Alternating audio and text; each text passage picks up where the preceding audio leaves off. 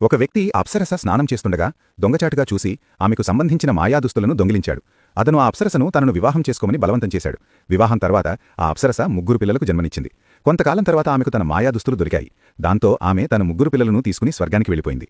జౌఫ్ మొదట అప్సరసతో కలిసి ఉండేవాడు. కానీ ఇప్పుడు అతని పిల్లలు కూడా అతనికి దూరమయ్యారు. అతను రోజూ తన భార్య బట్టలు దాచిన ఆ సెలయేటి దగ్గరే కూర్చునేవాడు. అతను టీ తాగేవాడు కాదు, ఆహారం తినేవాడు కాదు. అప్పుడే ఒక మచ్చల జింక అతని దగ్గరకొచ్చింది.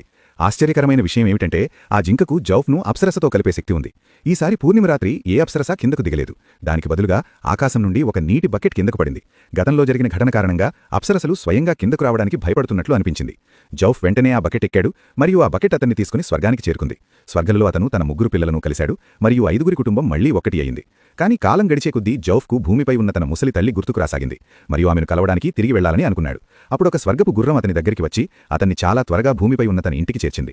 ముసలి తల్లి కొడుకు చేయి పట్టుకుని లోపలికి పిలిచి ఇన్నేళ్ల అతని అనుభవాల గురించి వినాలనుకుంది. కానీ జౌఫ్ తాను ఎక్కువసేపు ఉండలేనని తిరిగి వెళ్లాలని చెప్పాడు. అది విని తల్లి చాలా బాధపడి కనీసం తన చేత్తో వండిన ఒక గిన్నె గంజి తిని వెళ్లమని కోరింది.